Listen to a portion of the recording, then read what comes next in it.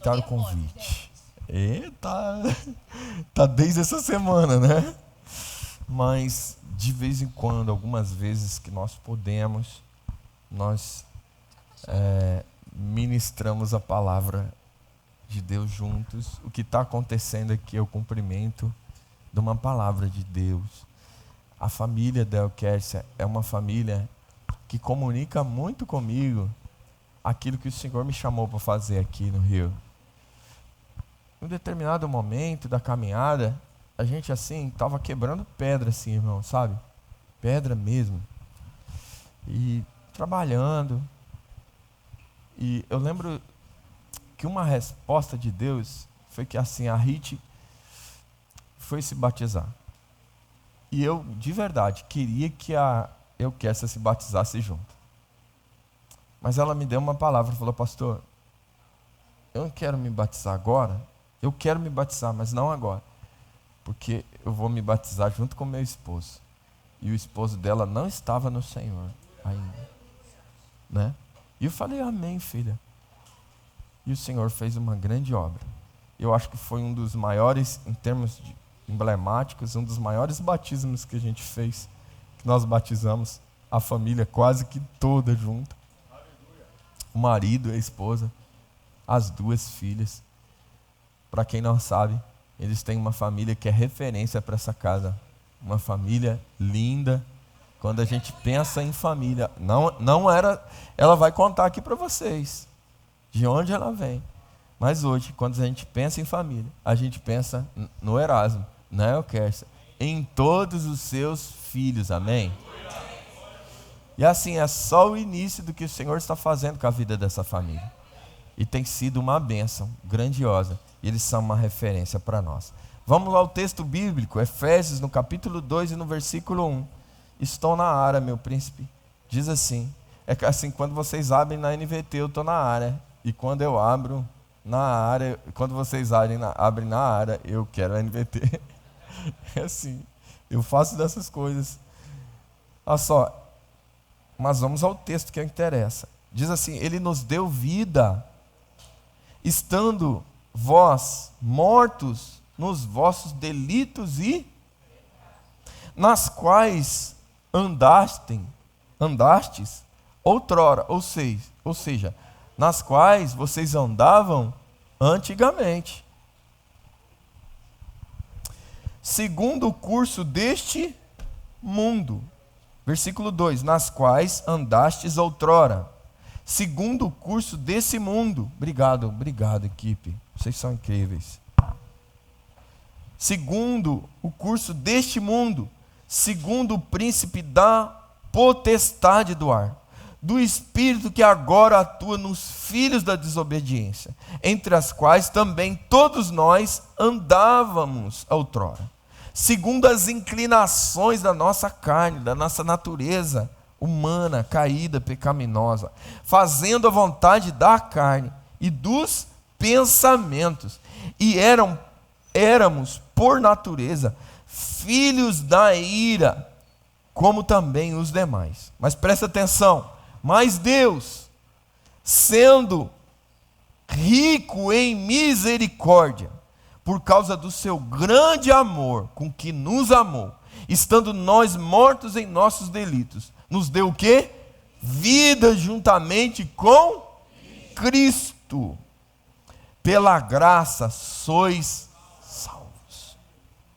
E juntamente com Ele nos ressuscitou e nos fez assentar em lugares celestiais em Cristo Jesus, para mostrar nos séculos vindouros a suprema riqueza da sua graça, em bondade para conosco, em Cristo Jesus. E você diz: amém. Gente, o que nós vamos trazer aqui para vocês, como predicação da palavra de Deus, através desse testemunho, é que nós estávamos mortos em nossos pecados, até sermos encontrados por Deus, com sua rica misericórdia. Rica misericórdia. Sabe? por causa do seu grande amor, Ele nos encontrou e nos deu vida. Primeiro ponto que eu quero ressaltar com vocês é que é o seguinte: a vida que nós tínhamos era uma vida de morte. Mas o Senhor nos alcançou, transformou a nossa vida e a nossa história.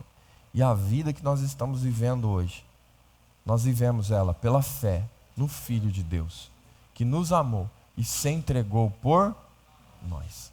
Primeiro ponto na introdução que eu quero dar aqui para o Kércia é para ela falar como era essa velha vida, essa vida que o texto diz que outrora ela vivia. Um dia desses ela começou a compartilhar isso na célula. Isso tocou muito meu coração, quando ela disse que vivia para ela mesma, só as vontades dela importavam, só os desejos dela importavam. E eu encontrei essa fala nesse texto, sabe? Nós andávamos segundo o curso desse mundo e segundo as inclinações da nossa carne, da nossa natureza, fazendo a vontade dos nossos pensamentos. Éramos, por natureza, filhos da ira. É isso que fazia a gente ter uma vida tão errante, uma vida de tanta desobediência, uma vida de tanta dor. E falar nisso, aqui está a mãe da Eukércia, por graça e misericórdia do Senhor também.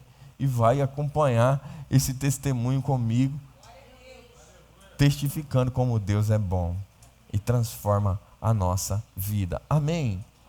Então eu queria que ela falasse nessa introdução como era essa vida, como nós somos encontrados nesse texto. Queria que ela falasse. A paz, né, igreja? Deixa eu ver se está ligado o seu microfone. Eu tenho voz para chegar lá. Não, mas pode puxar aí, pode puxar para todo mundo. Enfim, eu vivi uma vida de servidão do inferno, né? Eu era muito perdida e, como eu falei, eu vivia a minha própria vontade. E isso muito nova, né? Enfim, aos meus 11 anos eu já tinha uma vida que nem muito adolescente aqui talvez não tenha. E não é porque eu não tinha mãe, porque graças a Deus eu sempre tive, né? Minha mãe sempre lutou muito por nós. Mas era a realidade que eu vivia ali. Eu normalizava aquilo e... Então, assim, eu vivia uma vida de prostituição. Eu vivia uma vida de servidão mesmo, perdida, sabe? Eu era uma criança ainda, né? Hoje, olhando para trás, eu vejo que eu era uma criança, mas eu já era uma criança adultizada, vulgar, sabe? A minha veste era vulgar, meu comportamento era muito vulgar. E com isso eu vivia a minha própria vontade, fazendo o que eu achava certo. Eu aceitava a correção dos de fora, mas a da minha mãe eu não aceitava, né? Eu achava que todo mundo queria meu bem, menos a minha mãe, né? Então, tudo que ela falava, né, eu desprezava. Tipo, não sabe de nada. Ai, tu é chata. Às vezes eu vejo um pouquinho, né? Quando eu falo com os meus filhos, eu fico, caramba, agora eu entendo a minha mãe. Mas, graças a Deus, eles não são um terço da metade do que um dia eu fui, né? E graças a Deus eu tive a chance de olhar para trás, sabe? Ver e reconhecer, claro que em Cristo, porque sem Jesus era impossível eu sair do lugar onde eu vivia, né? Mas eu pude entender, né, o ponto de vista da minha mãe, que tudo que ela fazia por mim era cuidado, era para me proteger, e eu achava que não, né? Enfim, então eu vivi uma vida de prostituição, digamos assim, né? Porque eu me envolvia com muitas pessoas, eu com 11, 12 anos eu já era uma mulher, né? E aos meus 13 anos eu engravidei e assim, eu vi minha vida e assim, escorrer entre as minhas mãos, sabe? E imagino para minha mãe, né? Eu tenho um filho que fez 13 anos, terça-feira, e eu acho ele tão indefeso, tão frágil, sabe? E eu, aos meus 13 anos, eu estava gerando a vida. Ou seja, eu não conseguia, eu não tinha capacidade nem de cuidar de mim mesma, né? Eu vivi uma vida perdida. E imagina, né, como que eu ia cuidar de mais uma vida, se eu não dava conta nem da minha. Né? E com isso, hoje eu olho para trás e eu carrego traumas, porque eu era uma criança, então eu me sinto abusada, eu me sinto lesada, sabe? Então, hoje, com a maturidade que eu tenho, eu vejo o quão inconsequente eu fui, né? E todas as nossas más escolhas têm consequência, e eu colhi o fruto dessas consequências e dói, né? Então, se o que eu vivi puder ajudar alguém, eis-me aqui, sabe? Outro dia eu até li algo que a Júlia postou e que falou muito comigo, né? Esses dias que testemunhar, né? Sair para ser curado dói, porque é um lugar de vergonha. Talvez algumas pessoas olhem para mim e pensem, sempre foi assim. Não foi. Né? Eu não tinha princípio, eu não tinha caráter nenhum, não porque minha mãe não me ensinou, mas porque pouco ligava. A dor do outro doía no outro, não doía em mim. Então, o que eu fazia dava prazer para mim. E pouco me importava se eu estava destruindo um lar, pouco me importava se eu estava me metendo no relacionamento de alguém, pouco me importava. Eu vivia a minha própria vontade. Né? Eu era uma pessoa sem princípio, sem caráter nenhum. Hoje eu tenho um caráter, eu tenho um princípio no Senhor, mas eu não tinha. E é isso. Versículo 3. Segundo as inclinações da nossa carne, fazendo a vontade da carne e dos pensamentos, éramos, por natureza, filhos da ira, como também os demais. Bom, você nos disse aqui em seu testemunho, que com 13 anos de idade você engravidou, né? E para falar um pouco assim, que essa é uma realidade muito normalizada e hoje muito cultural no meio de certos contextos sociais, sim ou não? Porém, não dá para dizer que você não sofreu todo tipo possível de preconceito. E aí, para dizer assim, como isso produziu marcas, angústias, e como foi a sua vida até, por exemplo, encontrar e conhecer o seu esposo, que eu considero que é o seu Boaz, o seu resgatador em Jesus. Fala um pouquinho disso, fala um pouquinho dessa construção que foi entre sair da adolescência, entrar na juventude, até conhecer o seu príncipe encantado, que é minha bênção. Então, aos 13 anos eu engravidei, quando a Emily nasceu eu já tinha completado 14 anos. E assim, eu nunca tive expectativa de vida nenhuma, tipo, eu vou estudar para ser alguém na vida, vou ter um trabalho, vou fazer uma faculdade. Eu não tinha sonho nenhum. Eu vivia a Deus dará, assim, eu não tinha projeto de nada. Mas a única coisa que eu sabia era que eu queria ter uma família. Uau. E que não fosse igual a família que eu tinha, porque eu via minha mãe lutar muito, muito, muito, muito por nós, sabe? Embora naquele momento eu não reconhecesse, mas eu via. Minha mãe às vezes chegava muito cansada do trabalho, a casa uma bagunça, ela sentava e chorava. Chorava, acho que de exaustão, né? De ver que tipo, eu me esforço tanto por elas e do que adianta? E uma vez eu até falei para ela, uma vez eu trabalhava, eu cheguei cansada e eu vi aquela cena, parecia que tinha se reproduzido em mim, sabe? E aí eu escrevi um texto e falei, mãe, agora eu entendo, sabe? Eu entendo o que você sentia. E assim, a minha mãe é muito guerreira, muito esforçada, sabe? É um exemplo de força. Creio que essa força vem do Senhor, porque eu vejo que muita mãe, por muito menos, abre mão, né? E ela nunca abriu mão de nenhuma de nós. Muito pelo contrário, ela tentou ensinar, sabe? Ela tentou me ensinar. Me doeu muito o jeito que eu aprendi. Imagina nela que estava me ensinando, né? E nesse meio tempo, né? A gente tinha o meu pai, mas meu pai tinha um problema com álcool, né? Então ele bebia muito, muito, muito. E a minha mãe que segurou a onda ali, né? Para não perder o controle da gente. Que meu pai já tinha perdido o controle da própria vida, imagina da nossa. E ali ela foi uma mulher muito forte, né? Porque dentro de uma comunidade, eu não sei, né? Acho que uma grande maioria sabe como que é a vivência. E a gente eu normalizava muita coisa, então eu me envolvia com muita pessoa errada, né? E a minha mãe me ensinava, me corrigia muito, né? Eu falava, eu apanhava muito, mas eu apanhava porque eu merecia. Eu merecia. E eu era muito afrontosa, sabe? Eu não respeitava a minha mãe. Eu lembro uma vez que eu apanhei muito, né? Que ela chegava, a vizinha contava para ela, né? Eu quero que você estava ali com fulano, né? Que era uma pessoa muito errada. E aí ela chegava, você não quer se envolver com quem não presta? Mulher de quem não presta apanha todo dia. Então, eu vou te ensinar como funciona. Todo dia eu tomava uma surra. Olha que... Todo dia eu apanhava. Que coisa linda. É sério. Sério. Que ensino, né, irmão? Pera, você não quer se envolver com gente que não presta? Gente que não presta bate na mulher todo dia. É isso aí. Eu apanhava, todo dia minha mãe me batia e eu afrontava ele. Eu lembro que uma vez ela me bateu muito e eu ficava olhando dentro do olho dela e eu falava, pode bater, que eu não vou chorar. Meu Deus. Eu olhava dentro do olho dela e aí ela me bateu muito. Aí a minha irmã gritava, eu quero que você chora, chora, ela não vai parar. E eu fiquei ali firme, porque eu era muito ruim. E eu olhei serinha dentro do olho dela e ela bateu, até que uma lágrima desceu. Aí ela parou. Mas eu era muito difícil, né? Porque, como eu falei, eu fazia o que eu queria e o que eu achava certo. Eu conduzia a minha vida do meu jeito. Só que eu era muito nova e eu não tinha a noção do que era bom ou ruim, o que era certo ou errado. Então, o errado para mim era certo. Ontem o pastor até falou uma coisa assim, tudo bem que a gente se referiu a uma criança bem pequena, né? Que se botar ali, ele atravessa a rua porque ele acha que alguém tem que cuidar dele.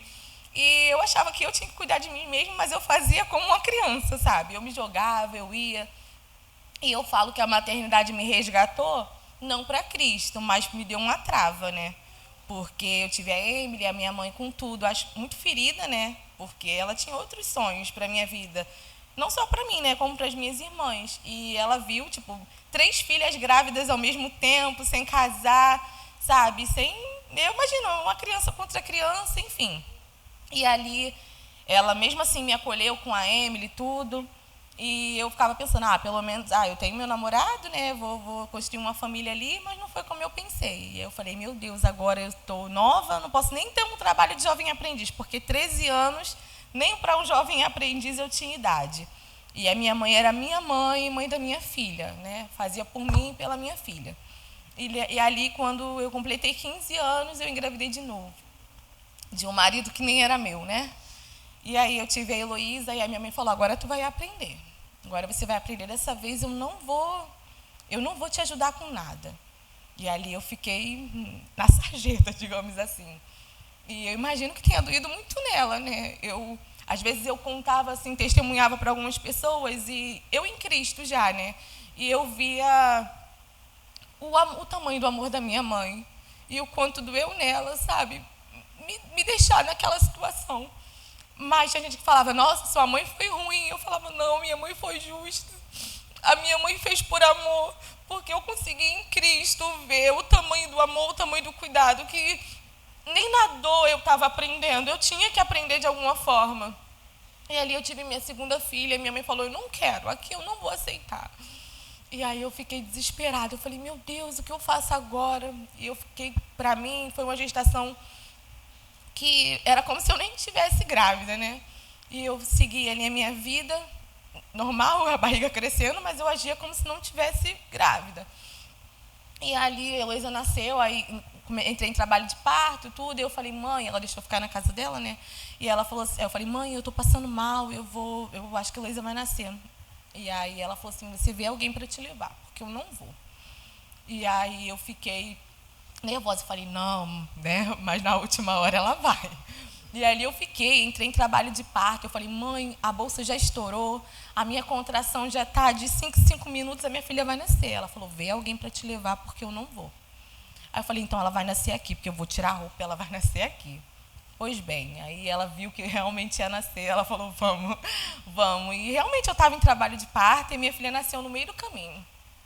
A gente saiu, a gente morava num beco, né? Próximo da onde a Bia morava, foi até o pai da Bia que me levou para o hospital e ali a Heloísa nasceu. E aí chegou no hospital, eu lembro que aí ela ficou na incubadora porque demorou cortar o cordão umbilical, né? E aí o sangue dela ficou grosso e ela ficou lá. E eu ficava, eu não posso ir lá ver, porque é minha filha, eu vou amar ela e eu não vou poder ficar com ela. E aí tinha uma menina que tinha dado à luz, né, num leito do meu lado, e ela falava, você não foi ver sua filha ainda? Ela é tão linda. Aí, por que você não foi? Eu falei, eu vou. E eu ficava, eu não posso ir lá, porque senão eu vou amar ela e eu não vou poder ficar com ela.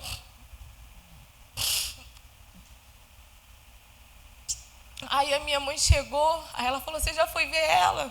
Aí eu peguei e falei, não, ela vai ver ela. Aí ela falou assim, agradece a Deus, porque você vai ficar com ela. O jeito que ela nasceu mexeu muito com o meu coração.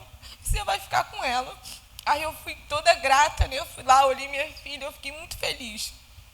E aí eu pude levar, né, Heloísa para casa e eu tinha 2 bebês, porque a diferença é de 1 ano e 6 meses, né?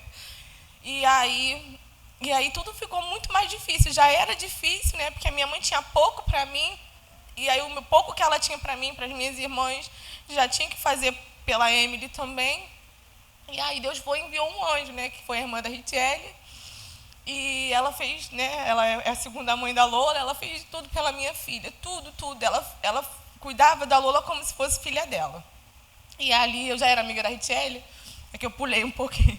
Eu já era amiga da Richelle, mas eu era amiga que a Richelle morava com a irmã mais velha, né? Com as irmãs mais velhas, e eu era amiga que quando a gente estava sentada no portão, a irmã dela chegava, Richelle, eu já falei o que com você? E eu sabia que era porque ela não podia ser minha amiga. Porque, tipo, eu era perdida, né? Tipo, a Richelle era novinha, tinha uma família estruturada, e eu era perdida. É um ano de diferença, mas eu já era muito vivida, né? Na cabeça delas, eu já era muito vivida. E aí a gente ficava sentada no beco, e aí quando a Camila chegava, ela falava, Richelle, o que eu já falei com você? Aí eu ficava quieta, né? Porque eu sabia que era porque ela não poderia estar ali comigo. Era como se eu fosse impura, né? E aí acabou que eu achava, a Camila nem gosta de mim, mas quando a Heloísa nasceu, ela cuidou tanto de mim, cuidou tanto da minha filha. Eu acho não, Deus, sabe, fez com que nascesse um amor nela, sabe, de maternidade mesmo. E ela fez tudo pela minha filha, tudo, tudo, tudo, como uma mãe. E ali ela me acolheu e tudo, e eu pude ficar com ela, né? Mas aí eu dormia numa cama, num quartinho muito pequenininho na casa da minha mãe, era uma cama de solteiro para mim, para Emily e a Heloísa, não dava. Então, todo dia ela chegava do trabalho, ia lá, pegava a Lola, levava para casa. E depois, quando ela ia trabalhar, ela me entregava ela. Então, era comum. Ela tinha 2 mães, né, digamos assim. E assim foi indo. E eu vivia uma vida perdida. E o Senhor sempre tentou me trazer, né, me chamava de filha amada. Sempre usava alguém para me aproximar dele. E a minha irmã já era cristã, né, e a gente morava na mesma casa, e sempre as amigas da igreja iam lá, né, e ficava com ela e tudo. E eu lembro que uma vez era aniversário da minha irmã, e ela pediu para o Senhor, né, para batizar ela com línguas estranhas, né, com a língua dos anjos. E aí ela, orando a Deus, ela queria muito aquilo. E aí acabou que no meio da oração, eu estava ali, né, ela foi e me chamou, você vem orar com a gente, não sei o quê. Eu não queria muito não, porque eu fugia dos crentes, porque eu gostava de ir pro baile, eu queria viver a minha vontade. E aí ela chamou, eu falei, tá bom, vamos orar. E aí eu fui lá, e aí começamos, e foi algo envolvente, a presença de Deus se fez presente ali, me tomou, sabe? E eu senti algo diferente. E aí ela falou, abre a boca, que o Senhor está te batizando em línguas. E a minha carne era tão alimentada, tão aguçada, que eu repreendia o Espírito de Deus. Eu abria a boca, porque ela falava, né, abre a boca, e minha língua... Eu fazia o som, eu falava em línguas, eu ficava, Senhor, não vem, que eu não quero, eu não quero, eu não quero. E eu ficava repreendendo aquilo. Aquilo não, né? Jesus. E eu repreendia. Passou algum tempo, tudo, e acabou que eu conheci, né? Conheci o Erasmo. E, enfim, a gente começou a namorar, e ele foi começou a se mostrar para as minhas filhas um pai que elas nunca tiveram, né? E a Emily era muito pequenininha, né? Tinha 2 anos e pouco quando a gente ficou junto. E ela falava, chamava ele de pai, e eu ficava, ele não é seu pai, eu falava para ela. Ele não é seu pai. E ela tinha uma necessidade, ai meu Deus, que necessidade dessa menina chamar ele de pai. E ela chamava de pai. Eu falava, não, ele não é seu pai. Até que não tinha mais o que fazer, ela insistia. Eu falei, tá bom. E aí ela começou a chamar ele de pai. E aí ele começou a me orientar, né? E falava assim, Kércia, você tem 2 filhas, cara, você precisa mudar, precisa trabalhar, precisa fazer alguma coisa por você, porque como é que vai ser? Até quando tua mãe vai fazer por você e pelas suas filhas?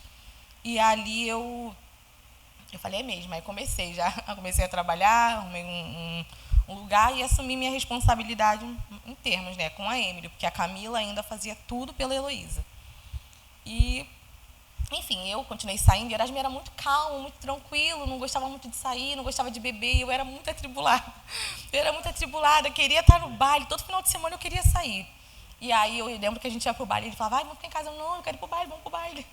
E a gente ia, eu chegava lá, ele não bebia, ai garoto, bebe alguma coisa, pelo amor de Deus. Então assim, eu induzia, sabe, vai lá, tem que beber, cara, tem muito parado. Eu ficava assim, e aí foi passando tempo, a gente foi ficando junto e foi fluindo, né? E eu era bem, tratava ele muito mal, sabe? Eu não sabia o que era cuidar. Eu era muito bem cuidada. Ele sempre foi um namorado, né? Um homem muito bom para mim. E eu era muito ruim para ele. E aí foi passando um tempo. E acabou que eu comecei a gostar dele muito. E aí eu acho que ele percebeu. Ele falou, eu vou, agora tu me paga. E aí eu comecei a gostar dele, né? E aí ele me sacaneava pra caramba. Mas, enfim, a gente foi como família ali evoluindo, melhorando, mas a gente não tinha, né? Foi morar junto, tudo. E aí a gente não tinha tinha um relacionamento, mas a gente não era, quando as coisas apertavam, a gente pulava do barco, né? Porque eu já tinha uma família pronta e ele tinha sonhos, diferente de mim. Eu não tinha sonhos e as minhas mais escolhas, né, precocemente, porque minhas filhas são a melhor coisa que aconteceu, mas era precoce, né? Eu não tinha estrutura para dar para elas. E eu falava, eu quero uma casa, eu quero um carro. E ele podia sonhar, porque ele não tinha família ainda, e eu já tinha. Eu precisava de uma casa para botar as minhas filhas para morar. Precisava prover para elas. E aí eu fui, né? Comecei a trabalhar, consegui pegar, Heloísa veio morar comigo de vez, consegui, né, sustentar com a ajuda dele, né, ter as minhas filhas comigo, porque até então a Camila fazia o meu papel, né? Eu era o pai, que eu ia lá só ver e dar um beijinho. E aí consegui ter uma casa e tudo, mas quando apertava muito, ele pensava, poxa, na casa da minha mãe eu tenho tudo que eu preciso. Eu vou ficar aqui passando sufoco por conta da Euquércia? Então ele pulava fora. Então a gente tinha uma relação que de vez em quando dava ruim, a gente separava, e aí a gente não se largava, mas vivia uma vida de prostituição. Eu tinha ele e outras pessoas, ele tinha eu e outras pessoas, e assim a gente seguia a vida. E aí ficava junto e estava junto, mas separava, ficava junto, mas ficava com outras pessoas. E assim a gente vivia uma relação de prostituição, né? Porque eu tinha outras pessoas, ele também. E assim a gente foi seguindo, até que a gente resolveu ficar junto de verdade, construir uma família. E aí minha vida estava boa demais, né? Na minha cabeça, vivendo o meu baile, vivendo ali o que eu achava que era bom. E aí eu acabei engravidando. Eu já tinha tido o Henrique, né? O Henrique já estava perto de fazer, tinha acabado de fazer 1 ano. Aí eu fui e engravidei de novo. Aí eu falei, não, minha vida tá boa demais. Sem contar que todo mundo me julga muito quando eu fico grávida, na minha cabeça, né? Eu e a minha rebeldia. Eu falei, ninguém me dá nada, ninguém faz nada por mim. E olha o tanto que minha mãe fazia, mas na minha cabeça eu não dependia de ninguém para nada. E aí eu falei, não quero essa criança não. E aí eu conversei com o Erasmo e falei, eu vou tirar, eu vou abortar.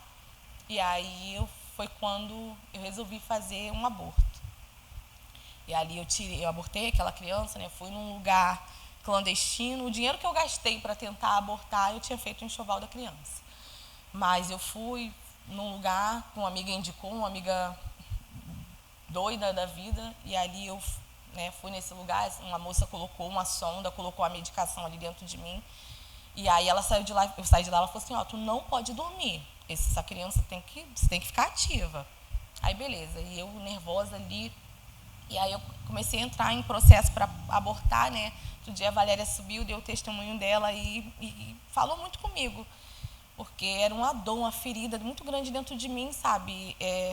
Essa situação, essa má escolha que eu fiz, que para mim de todas foi a mais grave, pior, e aí eu abortei, né, essa criança e com isso eu não digeri bem, né, porque eu já era mãe e os meus filhos eram tudo para mim, né, a razão da minha vida. Eu amava tanto, eu lutei tanto para tentar ser um pouco melhor do que eu era, para que minhas filhas tivessem uma boa mãe, e eu fui lá e fiz um aborto. E aí, com isso, eu comecei a desenvolver síndrome do pânico, né? E eu tinha pensamentos enlouquecedores e a minha vida era chorar. Eu comecei a definhar, eu não conseguia beber água, porque eu achava, se eu beber água, eu vou me sufocar e vou morrer, sabe? Era uma coisa assim. Eu comecei a ficar muito perturbada, eu chorava, e elas me perguntavam, por que você está chorando? Por que você está chorando? E eu não conseguia explicar, porque eu tinha pensamentos tão ruins. Tipo, eu não conseguia fazer uma comida para os meus filhos comerem, porque eu pegava a faca e eu achava que eu ia matar todo mundo. Era uma coisa demoníaca mesmo. E o demônio falava, né, o tempo todo dentro da minha mente, loucura mesmo. Eu lembro que eu morava no 3º andar, né, era a casa da minha prima, da minha avó e a minha. E aí eu na cozinha uma vez, aí vem uma voz, gente, me se joga daí. Aí eu falei, eu não, tá repreendido. E aí riu, a minha voz dentro de mim riu e falou assim, se tu se jogar, tu nem morre. E aí eu fiquei assim, sabe, eu falei, Senhor, tem misericórdia da minha vida. E aí, né, a Ritiele sempre foi muito temente a Deus. Posso abrir uma pausa, uma janela aí, e explicar por que exatamente depois de um processo abortivo, ela ficou enferma, com espírito de morte que levou ela a entrar no lugar de morte, a criança morrendo.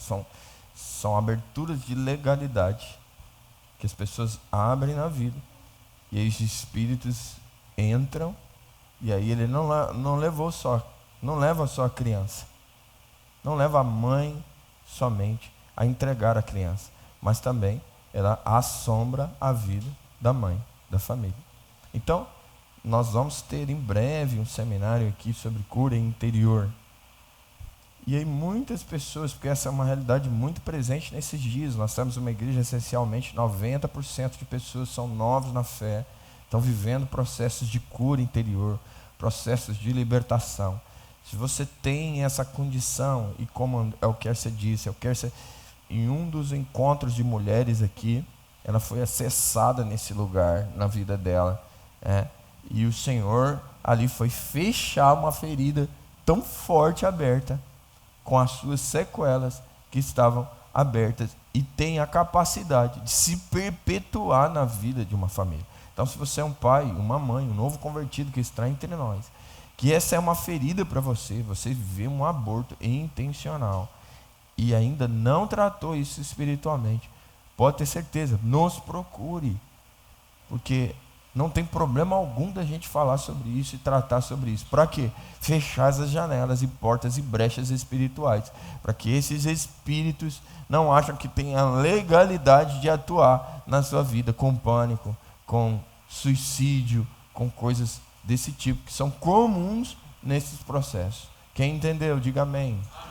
Amém. Em breve nós teremos seminário de cura interior aqui, serão 2 dias ministrando cura interior. Nós vamos tratar mais profundamente esses temas. Mas aqui estou testemunhando para vocês a realidade da vida como ela é, e de uma realidade espiritual. Amém? Você estava falando que encontrou a Ritiele. A gente já era amiga, né? Mas nesse momento eu nem pedi conselho. Tão cega, tão cheia de mim mesmo, né? Porque eu tenho certeza que se eu tivesse ido procurar quem era realmente meu amigo, o conselho seria outro. Mas ali eu já tinha feito, estava em pânico, eu não contei para ninguém, minhas irmãs, minha família, ninguém. Era eu e Erasmo, mais ninguém. E ali eu comecei a ter pânico e pensamentos enlouquecedores, muito perturbadores. Aí um dia ela falou, amiga, tem uma igreja, vamos na igreja, não sei o quê. Ela sempre foi muito temente a Deus. Eu era rebelde e ela dava uma segurada ali, né? E aí eu fui. E ali eu falei, ai, Senhor, por favor, me cura. Eu lembrei, né, que tinha um Deus que me amava, que me chamava de menina dos olhos dele. Eu falei, ai, Senhor, me cura. Me cura. E eu fui lá buscar a cura, porque eu só queria a cura. Eu não queria Jesus, gente. Eu não vou mentir. Só queria o que ele poderia fazer por mim. E eu não queria abrir mão da minha vida, nem das práticas que eu tinha, porque eu tinha prazer naquilo. E aí a gente foi na igreja, foi uma bênção.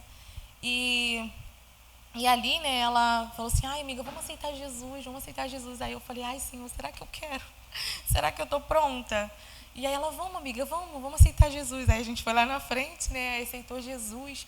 E eu achava que aquilo que eu tinha, com certeza era, né? Eu ficava, ai, tem alguma coisa, entrou alguma coisa em mim, então essa coisa tem que sair. Então a gente ia para a igreja, aceitou Jesus, né? Começamos a congregar. E aí, todo final de culto, eu até falei com o pastor Samuel, eu ia lá na frente, todo mundo embora da igreja, eu ficava, por favor, pastor, bota a mão na minha cabeça e ora, porque eu queria que aquilo ali manifestasse e saísse, porque assim que saísse, eu voltava pro baile. Entendeu? Eu não queria Jesus, eu só queria estar livre daquilo. E ali, o Senhor viu que, eu sei a intenção do teu coração, mas eu conhecia Jesus somente de ouvir, não de caminhar com ele, então eu achava que eu estava enganando ele. E aí eu comecei a ir, né? E aí nesse tempo eu tinha muita crise. Eu dormia abraçada no Erasmo, porque na minha cabeça, se eu soltasse os meus braços, eu ia matar todo mundo. Era algo realmente perturbador. Eu ficava durante o dia inteiro com muito pensamento ruim e eu orava a Deus para dormir logo, porque quando eu dormia, eu orava tanto, que eu acordava, parecia que eu não tinha dormido, que eu tinha ficado a noite toda orando, porque o tanto que eu repreendia, e era eu acordar, abrir o olho, eu tinha vontade de dar com a cabeça na parede, porque não parava, a minha mente falava, o tempo inteiro dentro de mim era só pensamento de morte, de destruição. E eu vivia um longo tempo assim. No início eu tinha muito medo de morrer. Eu ficava, mas os meus filhos, como que eu vou me matar? Porque a avós mandavam me matar. Eu ficava, como que eu vou me matar os meus filhos? E aí chegou um tempo que eu já estava tão cansada, que eu pensava, ai Senhor, prepare e me leva.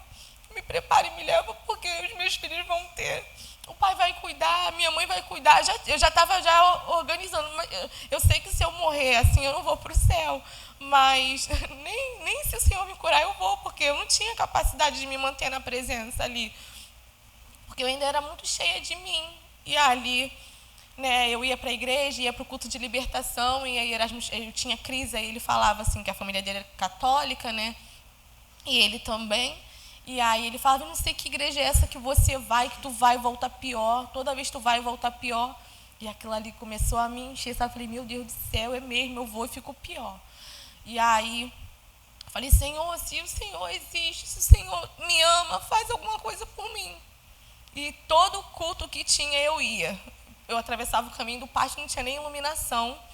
E a gente atravessava louvando, né, para o bandido saber que quem estava indo era morador, porque é um caminho de mato, que a gente congregava em um outro lado da comunidade. E eu carregava como se todo o culto ali fosse a minha cura. Então eu ia. Eu ficava assim, hoje o Senhor me cura. E acabou que eu fui indo, e foi um processo longo, sabe? E sem eu perceber, eu já amava Jesus. E eu não tinha mais tanta crise, né? Eu já não sofria mais tanto com aqueles ataques.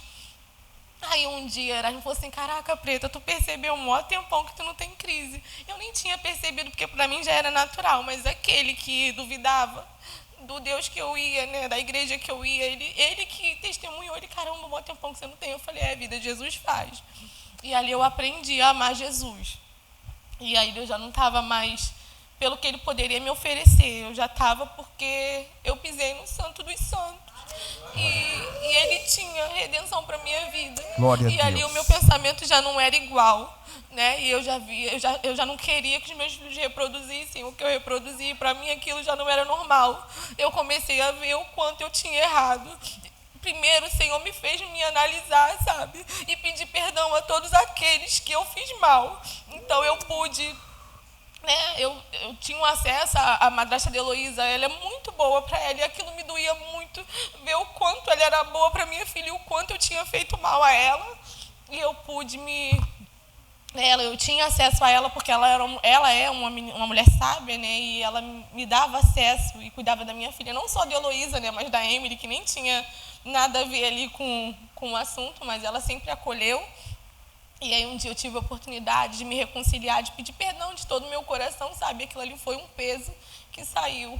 E reconhecer toda a minha rebeldia com a minha mãe, sabe? Eu era muito grata. Quando o Senhor me fez ver o que eu fazia, eu senti uma gratidão à minha mãe tão grande, sabe? E eu falei, Senhor, obrigada pela vida da minha mãe, obrigada por ela nunca ter desistido, sabe? Porque por muito menos tem mãe que fala, ai, vai, ganha o mundo, sai da minha casa, sabe? Ela nunca me desamparou. Nunca, nem eu, nem as minhas irmãs, lutou muito, muito, muito por nós, sabe? Eu consigo enxergar isso, que dentro da medida que ela tinha, ela deu tudo que ela tinha, e eu louvo a Deus pela vida dela, sabe?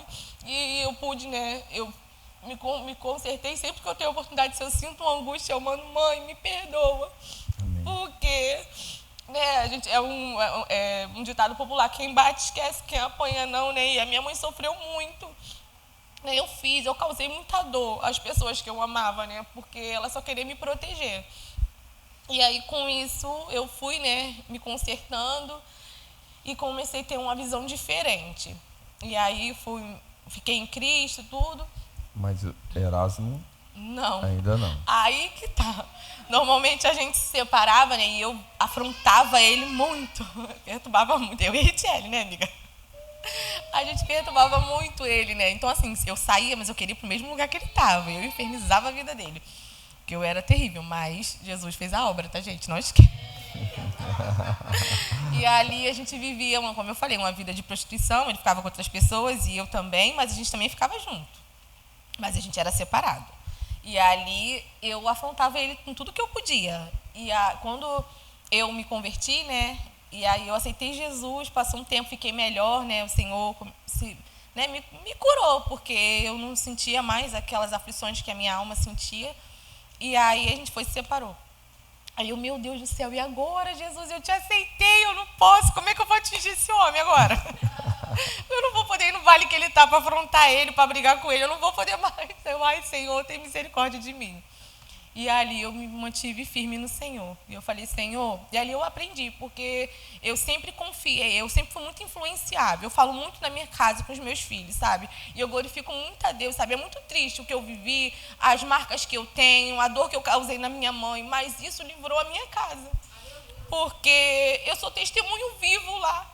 Sabe, eu não escondo dos meus filhos o que eu fiz, o que eu fui, eu não escondo.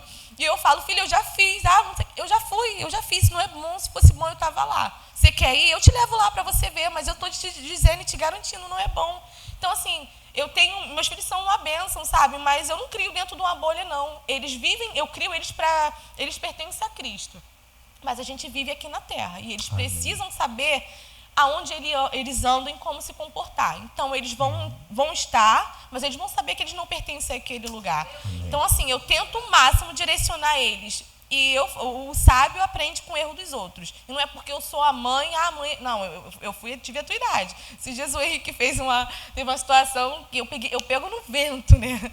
E aí ele estava batendo cartinha lá na garagem. E aí eu falei, Levi, vai lá e fala para o Henrique parar, porque tem uma vizinha que ela é uma benção. E aí ele foi lá e desceu e falou, Henrique, a mamãe mandou você parar. Aí ele falou alguma coisa que eu não entendi. Mas pelo que o Levi falou, eu sei o que ele disse, né? Aí ele, quem? A mamãe? Eu falei, ele me chamou de chata. E aí eu fui, quando ele subiu, eu falei, você me chamou de chata? O Henrique me chamou de chata, Levi? Aí ele, não, pergunta pra ele. Sábio. Aí eu peguei, Henrique, eu sou chata, não sei o quê. Eu falei umas coisas, ou seja, ele, tá, mãe, desculpa. Ou seja, eu falo, quando você ia, meu filho, eu já estava voltando. Então, assim, eu tento o máximo mostrar para eles que eu não estou pondo numa bolha ou querendo proteger de algo que eu não tenho propriedade para falar. Eu fui lá, eu vivi. Então, assim, eu falo, cara, aprende com o meu erro. Eu errei para aprender, doeu muito para eu aprender, então aprende com o meu erro. E eu abro o jogo e esclareço tudo. Mas, enfim, como eu estava dizendo, a gente vivia uma vida de loucura e eu fui para Cristo e Erasmo não. E aí acabou que a gente se separou. Eu falei, meu Deus, como que eu vou fazer agora? E aí o Senhor falou, fica firme em mim, porque eu deixava, como eu estava falando, foi aí que eu perdi, eu era muito influenciável, e aí eu confiava a minha vida a qualquer pessoa, a amizade. Se eu sentasse numa rodinha e alguém estivesse fumando, eu fumava. Eu sempre tive medo de beber e perder o controle de mim, porque eu vi o que o álcool fez na vida da minha família. Então eu ficava, eu não posso beber, porque se eu beber e gostar, vai que eu fico igual ao meu pai. E eu tinha esse medo. E aí, mas com o resto, as coisas piores, eu me envolvia. Se tivesse alguém fumando maconha ali, eu quero ir embora, eu já provei, graças a Deus. Eu falava, onde eu bateu errado? Graças a Deus, porque já pensou se eu gostasse? Talvez eu não estava aqui, né? Eu poderia estar perdida em algum lugar, né, enrolada no vício, né, perdida para o vício. Mas eu sempre, com droga, com bebida, eu era medrosa, porque eu via o efeito daquilo dentro da minha casa. Mas eu era aventureira, eu era inconsequente. E ali eu, né, com Cristo, Erasmo foi embora, e eu vi que eu confiava a minha vida na mão dele, e ele fazia o que ele queria. Ele ia, vivia a vida dele, quando ele cansava ele voltava e eu acolhia ele, porque era meu tudo ali, não era Deus que era meu tudo, eu achava que era, até que eu realmente encontrei o meu tudo, que era Jesus. E aí um dia ele foi, e aí eu falei, Senhor, e agora? E ele falou, continua comigo. E ali eu permaneci, eu falei, Senhor, eu não vou poder mais atingir ele com a minha vulgaridade, mas eu vou continuar orando. E a Júlia, a Michele foram lá em casa, oraram, né? E aí continuei seguindo em Cristo, e aí foi a vez que menos demorou para ele voltar. Eu falei, ai Senhor, se eu tivesse pegado a fita antes. E aí ele voltou e sempre foi muito calado, né? Eu terminava comigo mesma, não sei o porquê, mas só chorava, você quer terminar? E era assim que a vida era conduzida, também voltava sem falar nada, só chegava com as coisas e assim ia. E dessa vez em diante, nunca mais. Eu Aí escolhi não, varão. Ela terminava para ele. Você quer terminar? Eu terminava Quero. Comigo mesmo, né? Aí você quer voltar? Quero. E era assim que a gente vivia. E ali eu escolhi me posicionar no Senhor e eu não ia sair daquele lugar. Se ele voltasse, amém. Se não voltasse, o Senhor ia me sustentar. E eu me posicionei ali e fiquei. E aí não demorou muito, ele voltou. E ali eu firme no Senhor, né? E aí passou um tempo, eu acabei engravidando da Lara, né? E nunca mais ele foi embora, graças a Deus. E ali eu fiquei grávida da Lara, tudo, e aí ficou muito difícil o acesso, né? Que a gente ia para uma igreja do outro lado da comunidade. E fui me afastando, e mesmo que eu não me congregasse em lugar nenhum, eu sabia que eu não podia voltar a ser a mesma. Eu sabia que o Senhor, ele já tinha me livrado do que eu já não era mais a mesma, e eu não podia ser, mesmo que eu quisesse, sabe, pelos meus filhos eu não podia ser. Deixa eu abrir uma janela, que é a seguinte, a importância, e nós, como eu disse no início, a gente já está entrando na nossa conferência, e estamos na nossa pré-conferência, a importância, gente, que a gente tem de cuidar dos novos na fé, de discipular. Esse é o papel de cada célula, de cada pequeno grupo, de todos nós, de discipular. Porque ela veio para Jesus. Mas o que falta para a gente permanecer? Uma convicção de fé que vai sendo gerado no ambiente da comunhão. O discipulado é um ambiente de comunhão. Seja ele em grupo, seja ele individual, seja ele de como for, ele é um ponto de fortalecimento e de convicção, amadurecimento na fé. Aqueles que são novos na fé, mas que não são discipulados, fatalmente, em algum momento, vão enfrentar alguma dificuldade e vão se afastar. Se afastar de uma determinada comunidade de fé e ir para uma outra, próxima da sua casa, ou que mais acessível, tudo bem, está tudo certo. Mas o problema é que nem sempre se afasta e para, e esfria na fé. E o esfriamento na fé quer dizer que você regrediu, ficou vulnerável, ficou preso fácil. Eu queria saber quanto tempo levou desde a primeira vez que você aceitou Jesus, aceitou a fé, para uma reconciliação mais contundente, e se foi isso que te trouxe aqui para a célula, nossa célula em Grajaú, né? E a partir daí uma nova caminhada, um novo acesso, e depois disso a gente conhece aí a história, que aí a gente entra e já estamos tendo que entrar para ir para o final, e o pessoal da banda Pro Divino já fazendo aquele fundo, nos ajudando, e a gente vai construindo para o final, que para o final, a conclusão para o final é uma nova vida em Cristo Jesus. É o nascer de novo. Põe um texto aqui para mim, 2 Coríntios, no capítulo 5, no versículo 17. 2 Coríntios fala de um novo nascimento. Isso não é aquilo que uma religião pode fazer. Isso não é aquilo que uma denominação pode fazer. Não é. Isso não é aquilo que um amigo pode fazer. Não é. Isso não é aquilo que um pai, uma mãe pode fazer. Não é. Isso é aquilo que o Evangelho de Cristo pode fazer. O Evangelho de Cristo é o poder de Deus para transformar a vida do homem e da mulher. Então, assim, se alguém está em Cristo, agora ela é as coisas antigas e eis que se fizeram novas. É aprender a viver na nova vida. Esse é o discipulado. Você sabe que as pessoas param na caminhada porque não teve um discipulador para ensinar ele a viver a nova vida. Como se relacionar com a família, como se relacionar com o amigo, como se relacionar, como ela falou, até com o mundo. Aí fora, porque você não vai sair do mundo. Você está sendo transformado para viver num mundo que continua caído. Agora você não está. O mundo jaz do maligno, mas você está em Cristo. Então você passa a ser a luz do mundo e o sal da... Então tem uma maneira de viver. E que é leve, tá, gente? Não é pesada. Você sabe a primeira coisa que Satanás vai fazer com você, novo convertido? Ele vai falar assim: e agora tu é crente, hein? E agora tu não pode fazer tal coisa, hein? E agora tu não pode isso.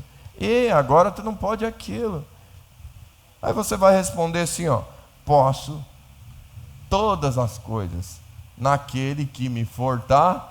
O livre é aquele que tem direito de escolher aquilo que eu não quero mais para a minha vida, não quero mais para a minha casa, não quero mais para a minha família. O escravo é se alguém te ofereceu e todo mundo na roda está usando, vou usar também. Se todo mundo na roda está bebendo, vou beber também. Se todo mundo na roda está prostituindo, vou prostituir também. Mas aquele que está em Cristo pode todas as coisas naquele que fortalece. E esse poder, todas as coisas, é escolher. Posso, mas não, porque sou livre. Nova criatura. Nasci de novo. Amém. Quem está compreendendo? Amém. Vamos lá. Agora estamos caminhando para o final pelo nosso tempo. Quem concorda comigo da gente fazer a parte 2?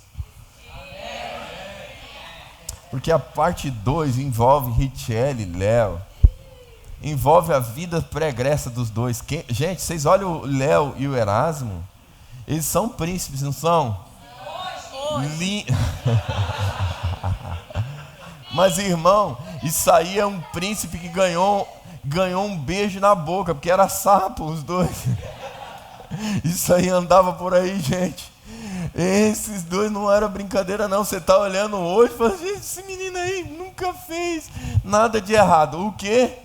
Meu Deus. Sons. Era. Agora estão em. Portanto são nova. As coisas velhas se passaram e eis que tudo se fez. Rapaz, se juntar. Olha, tem uns times aqui, viu? Deixa eu contar umas coisas para vocês. Nós estamos indo para o final já. Mas vocês sabiam que Levanta aí, Marquinhos, levanta. Rapidinho. Levanta aí, Marcelinho. Levanta aí, Marcelinho, levanta. Vocês podem imaginar. Você pode imaginar esses dois com roupa agarradinha. Os peitinhos de fora. E os dois dançandinhos, né? Vocês podem? Eram dançarinos, gente. Dançarino. Não era não, irmão? Aqui. Eis que tudo se fez. Quem está em Cristo é? Ai, amém. Muito obrigado pela sua participação, viu? Não dá para imaginar que Marquinhos foi esse homem. De vez em quando ele dá uns passinhos aí. Eu falei: isso entende. Mas o Marcelinho, meu Deus do céu. E os traficantes tinham raiva dele, porque as meninas amavam eles, né? E falavam: mas isso aí é tudo rebolão. Rebolão, o apelido deles era Rebolão, né? Agora deixa eu falar, se juntar o testemunho aqui. Marcelinho, Marquinhos. Olha o Júlio, irmão. O Júlio, se falar o nome do Júlio na comunidade, ninguém conhece. Mas se chamar Cachorrão, quem olha para esse homem, não tem mais nada de cachorrão aí. Tem uma coluna da casa de Deus, um homem transformado.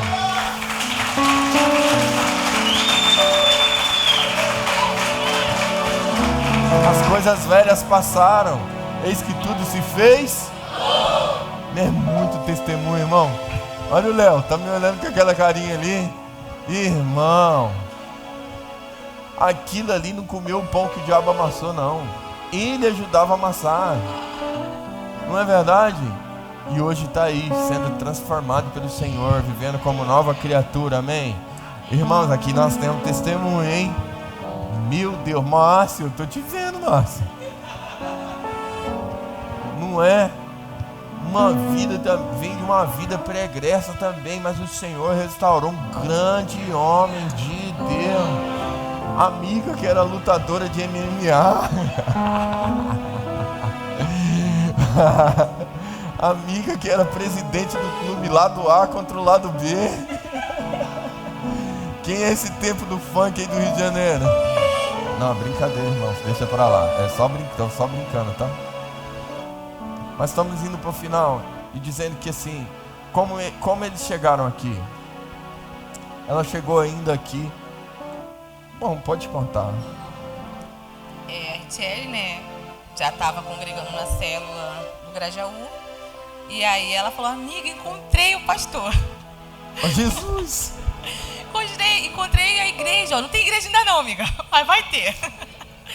E ali ela foi, né, eu já estava há muito tempo, como o pastor falou, já, sei lá, uns 10 anos já, né, amiga? 10? Mais ou menos, né? 9 anos que a gente era afastada. Mas nunca mais eu fui a mesma, tá, gente? Eu me afastei, mas eu não... Igual ontem a gente até brincou que tava tendo festa ali fora, a música tocando, né? Meu problema era o baile. Aí eu falei: ai, Tchelle, amiga, tu tá mexendo o ombro sem perceber. Ai, Senhor, me segura.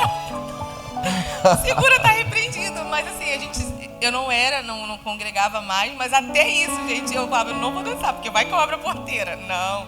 Ficava ali durinha. E eu ficava pensando: se eu dançar, minhas filhas vão achar que pode dançar essas músicas. Então eu não dançava. Ficava ali, né? Ia na festa ali do que tinha que ir, mas sempre... Não, Senhor, me segura aqui. Então, assim, eu ficava muito preocupada com o exemplo que eu estava dando, porque eu não queria reproduzir nas minhas filhas um ciclo que o Senhor já tinha quebrado. Porque Amém. se Ele quebrou e eu pegasse Ele de volta, a chance de reproduzir nelas era certa, não era nem chance, era certo que iria reproduzir. E é algo que me preocupava muito, né? E aí ficamos 9 anos, né, 7 anos, porque já tem 2 anos. A gente sempre tinha uma célula entre a gente, mas eu não congregava em lugar nenhum. E a gente queria, né, congregar num lugar que, na verdade, a gente não teve ensino nenhum. A gente aceitou Jesus naquele efeito manada, né? A gente ia porque todo mundo ia para aquela igreja, uma igreja de muito movimento, de muita revelação, e a gente ia, muitas das vezes, até pela revelação, pela cura, enfim, a gente achava, não tinha uma instrução, né? E, enfim, quando a Richelle começou a participar da célula e tudo, né? Aí ela falou, aí eu fui mais um dela, né? Que teve a festividade do 1 mais 1, e eu fui mais um dela, fui meio sem expectativa, ali eu falei: vamos ver o que dá. E aí quando chegou lá, conheci o pastor Samuel. E era tudo muito diferente de tudo que eu já tinha visto, né? Não era gritaria, não era um movimento, mas tinha uma palavra que confrontava, me fez ir para casa refletindo naquilo, de como eu estava conduzindo a minha vida, né? Se meu coração ainda estava no lugar certo, que deveria estar no Senhor. Então aí aquilo ali me fez refletir, sabe? Eu fiquei: meu Deus, é diferente aquele lugar. Aquele pastor carrega uma presença de Jesus nele diferente. E ali eu comecei a sentir vontade de participar das células. Aí comecei a ir para a célula do Grajaú. E aí era próximo do batismo da Richelle. Ela: amiga, vamos juntas. A gente aceitou Jesus junta, vamos batizar junta. Eu até fiquei meio tentada a batizar, mas eu falei: não, eu vou ser intencional, né? Porque eu ouvi, né, o pastor Samuel falar. E eu falei: eu vou ser intencional, porque ali Erasmo já tinha mudado de vida, né? Porque quando eu me acalmei, né, que eu estava no Senhor, aí Satanás usou ele até umas horas. E aí juntou ele e Léo, eu e Tchelle convertida, e eles dois ganhando o mundo, aprontando a beça. Não bebia. E começou a beber. Começou a beber. E aí chegou um momento de eu pensar, eu falei: meu Deus, eu não queria um marido igual meu pai, ele tá virando. E eu comecei a ficar preocupada com aquilo, né? Enfim, até que quando a Lara nasceu, ele decidiu não beber mais. E ele sempre foi muito determinado. Até hoje é muito, né? Tem uma convicção de que vai e vai, sabe? Tem essa qualidade aí que eu creio que foi o Senhor que deu para ele. E aí a Lara nasceu, quando ela tinha uns 3, 4 meses, ele disse que não bebia mais e parou de beber. Ainda ia pro futebol e tudo, até ficava um pouco com os meninos, mas como não bebia, não abria a porta para ir para outros lugares e viver outras coisas. Então, eu não estava congregando em lugar nenhum, mas já tinha Jesus em mim, e ele também já não bebia mais, já não praticava a vida que ele costumava ter. E aí quando eu vim para a célula, comecei a vir, eu falei: ai, Senhor, tá na beira, só dá um empurrãozinho que ele vai. E aí teve o batismo da Richelle. Aí eu falei: vida, a gente tem que ir pro batismo da Richelle e tudo, vamos aí. A gente veio, quando chegou lá, ele levantou a mão para Jesus, e aí eu fiquei muito feliz, eu falei: ai, amém, Senhor, então eu vou me batizar com a minha família. E aí a Emily e a Heloísa não nunca tinha visto, né? Porque a primeira vez que a gente veio à igreja foi por conta do batismo. E as meninas começaram a vir, a gente começou a fazer discipulado, que foi muito importante pra gente, porque até então a gente não tinha entendimento. Para mim era como se eu tivesse acabado de acessar Cristo, sabe? Porque eu não tinha entendimento de nada, eu não fui ensinado nada, e o discipulado foi muito importante para mim, para minha casa. Ali a gente foi gerado em Cristo, sabe? Até no caráter mesmo de se posicionar, de tomar decisões que com o Senhor conduzindo, sabe? Porque a gente não tinha, a gente era leigo, a gente era do movimento, a gente não era do ensino, né? E foi muito importante pra gente, a gente se posicionou e o Senhor tem feito grandes coisas até aqui.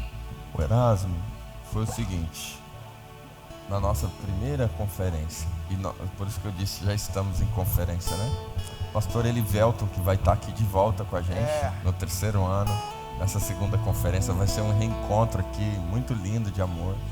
Ele ministrou uma palavra e ao final da palavra o Senhor alcançou a vida do Erasmo e ele veio para frente muito quebrantado, e o Léo ficou ali brigando querendo em alguma coisa, segurando, mas brigando. Mas cara, eles são irmãos, eles não são irmãos de sangue, mas eu não sei. Ainda bem que vocês aceitaram a fé e o Senhor nos fez filhos do mesmo Pai, porque agora vocês podem chamar legitimamente, somos irmãos. E assim, eles têm uma irmandade tão linda os dois, que aí eles aceitaram Jesus junto. Amém. Aí eles batizaram juntos. Aí no batismo eu falei, olha, você batiza, você vai lá trocar de roupa e vem entregar o certificado.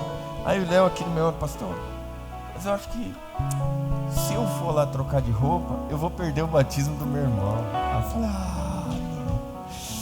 Aí eu falei, meu filho, fica do jeito que você quiser. E aí ficou ali todo mundo molhado, encharcado, com lágrima, com água, com graça, com tudo. Foi um batismo lindíssimo. Também me lembro dos dias que as duas irmãs juntas se renderam a Jesus. Também foram discipuladas, batizadas juntas. E agora, para fechar esse testemunho, eu sei que pode ter parte 2 e parte 3, porque tem muita coisa, né? Mas eu queria profetizar sobre vocês. Queria profetizar sobre essa família. Isaías 43:19, bota aí. Porque agora vocês estão vivendo uma nova vida, amém? Nova vida abre a sua visão para novas perspectivas.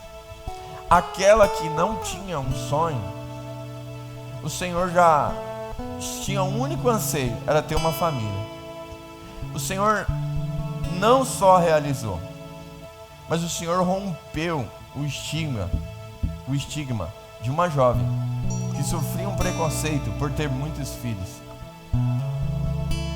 O Senhor transformou essa casa de uma maneira tão linda que aquilo que era para muitos motivo de preconceito, agora no Senhor é um motivo de alegria.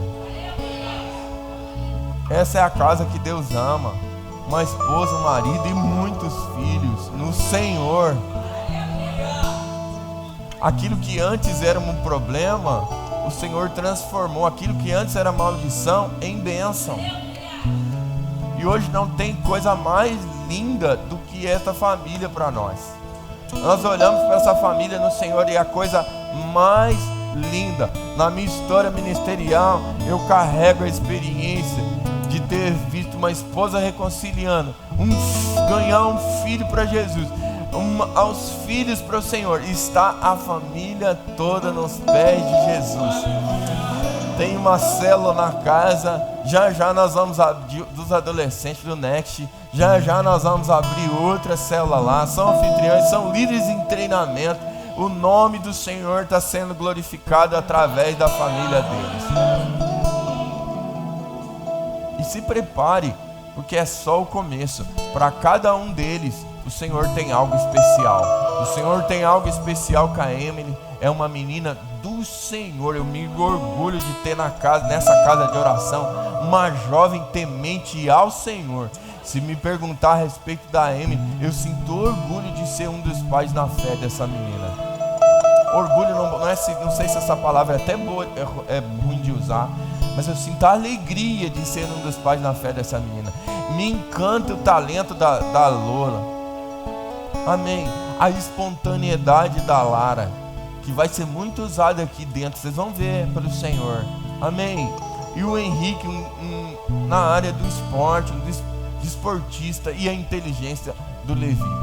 Mesmo que ele ainda está desenvolvendo a fala, mas presta atenção nas coisas que ele fala, para você ver se não tem por trás disso aí muita inteligência do céu aplicada. Eu quero, para encerrar ou caminhar para o final dessa primeira parte, vamos fazer outras com essa família. Eu quero convidá-los. Quero convidar todos eles aqui, porque eles fazem parte desse testemunho. Também quero convidar a mãezinha, porque ela foi muito citada em honra nesse lugar.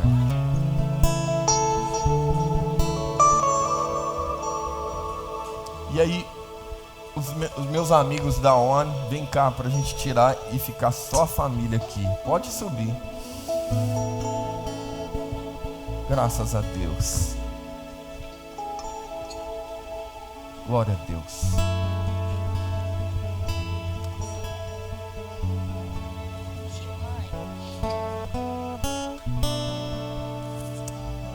Pode vir mais pra cá. Tem que tirar até o microfone para caber todo mundo. Você vai se colocando de pé. É lindo ou não? Eu queria tentar estabelecer uma ordem aqui da mãe desse lado, o marido desse, e aí encaixa o Henrique aqui, a Iris. Aqui, pode vir aqui, Larinha. Aqui, minha princesa. Isso. Olha, eu queria que, a partir de quem você está se tornando, eu queria que primeiro você liberasse uma palavra para essa igreja. Pode ter mães aqui que estão lutando como a Dora lutou com você. Podem ter filhos aqui lutando como você lutou, para romper um estigma, um peso tão grande que foi colocado sobre você. Mas também podem ter pessoas aqui, e tem pessoas aqui, que estão esperando uma palavra de vida e de bênção como a sua família é. Então eu queria que primeiro que você profetizasse sobre a vida dos seus irmãos, dos nossos irmãos na fé. E depois eu queria que você liberasse uma palavra sobre a tua família. Quando o pastor Samuel, a pastora Geisa, mandou mensagem dizendo que o pastor queria o meu testemunho, eu falei: Senhor, do que vai servir o meu testemunho? É de tanta vergonha, sabe? E eu falei: Senhor, se o Senhor quiser eu falo, o Senhor me dê graça, sabe, para que eu consiga ir lá e falar o que o Senhor quiser que eu fale.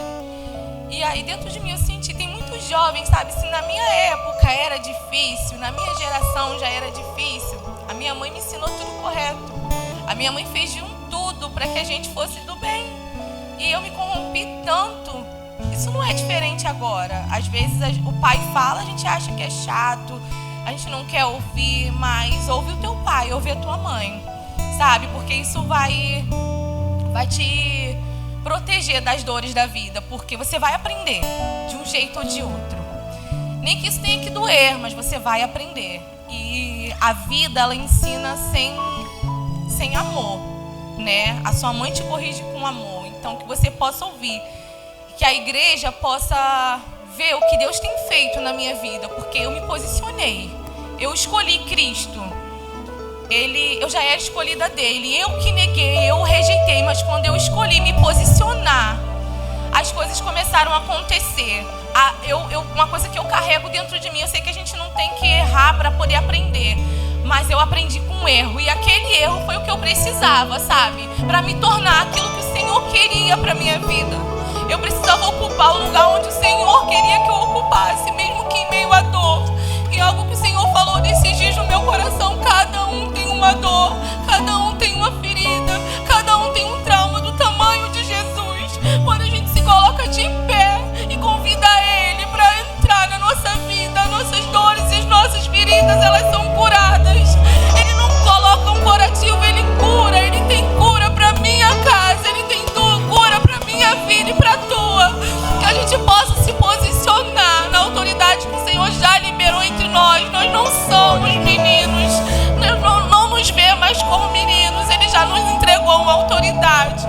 a gente possa se pôr de pé, se posicionar para viver o que Ele quer.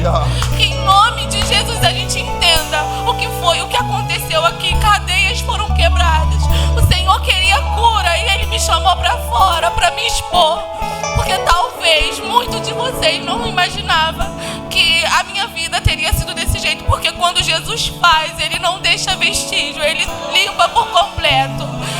E eu precisava vir aqui testemunhar que a mão do Senhor fez isso. O único sonho que eu tinha, o Senhor fez e fez muito mais. A minha família está no altar, os meus filhos não reproduziram.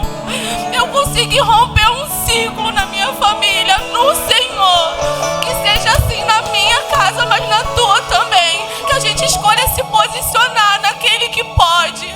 E essa palavra que eu deixo para os irmãos e para os meus filhos, eu sempre falo, se eu pudesse deixar, eu não tenho herança, eu não tenho dinheiro, eu não tenho nada, mas eu tenho Jesus. Eu sempre, se o Senhor falasse, filho, o que tu deixa para Ele, eu deixo a presença do Senhor sobre eles, porque Ele tem o melhor para nós. Que a gente não venha peregrinar, que a gente não venha se envolver com o mundo, porque não tem nada para nos oferecer. Eu já fui lá, eu provei e vi, sabe? O Senhor, a mão do Senhor, o amor me encontrou e eu tô aqui. Então eu deixo para os meus filhos o amor de Deus. E até aqui, eu agradeço.